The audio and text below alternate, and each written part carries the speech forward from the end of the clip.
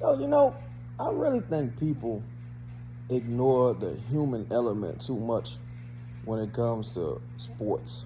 Like just human nature. Like for example, if you have a job and you making $500 an hour, right? It's gonna be cool for about the first few months, first year or so. But you're gonna get to a point where you're so used to making that money, you don't appreciate the $500 no more. You're gonna start saying, shit, for all I do around here, they should be paying me $1,000 an hour. That's just human nature. That's just how people are. Right? So if you have a boss that you think you're smarter than, that you think shouldn't necessarily be in charge, and you've wasted about a good 4 years with this incompetent guy, it gets to a point where I imagine a player or just any employee, independent contractor, what have you, is going to start looking around saying, man, fuck him, fuck this, fuck these people, fuck the fucking Diaz brothers, fuck everybody, fuck it all. Like, that's just how people going to be eventually. That's human nature. That's just who we are as human beings, or at least most of us, right? So I say that to say this. The Pelicans have wasted, what's it been, like 4 or 5 years? 4 or 5 years and some months with Willie Green, right? It's going to take some time to undo his bad habits. Wasted years with David Griffin as well. It's going to take some time to undo those bad habits. You got to deprogram guys who are used to doing things the way they've been doing it for years, right? And you look at the Pistons, for example, right? Shout out to my dog Pistons Talk also. You had Joe Dumars, right? At one point, the message was getting through. The message was working. Then you start trading Chauncey Billups for Allen Iverson. You signed Charlie Villanueva. You signed Ben Gordon. Like, you start doing weird shit. You signed Josh Smith. The message grows stale. It's time for you to go. Troy Weaver, right? Troy Weaver. You draft Killian Hayes. Bad decision. You draft Cade Cunningham, who was probably the consensus #1 pick. You draft Durant. You draft, Highland. If I'm not mistaken. No, I think Trajan might have drafted Highland. But you draft Beef Stew. You draft Asar.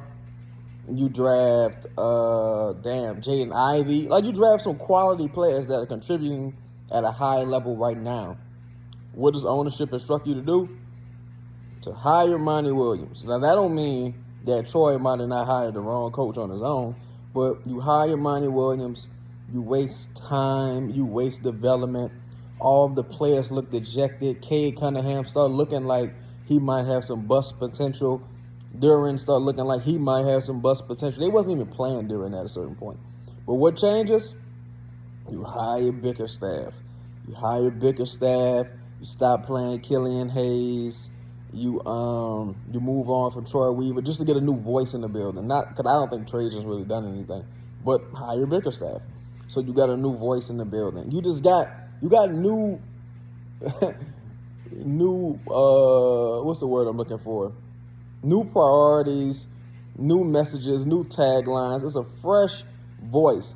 Personally, I'm not a big fan of James Borrego. I'm just like, whatever. I guess at best I'm indifferent. Because I want everyone's voice that's been in that building for years gone. That's been my position for years now. I want a totally new voice, totally outside perspective. I don't like internal promotions and hirings. I don't like shit like that personally. I think you need an outside audit. But that's been my perspective. I say that to say, to keep things just in perspective, it's going to take some time to deprogram the players who've known nothing else really but Willie Green and his incompetency for like the last 4 years, who've known nothing else but David Griffin for the last, 4 years, who've known nothing else but this training staff for the last 4 or 5 years. It's going to take some time. So I'm not saying Borrego's the answer. I don't fucking know. But what I do know is you need to add some talent, and I do know that 1 practice and 2 games ain't enough time to evaluate the process.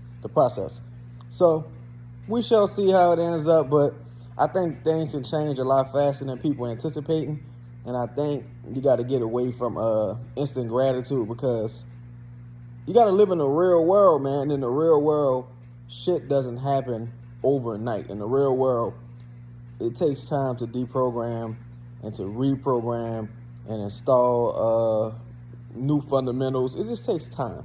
It just takes time. So we'll see how it ends up, but I'm out. Peace.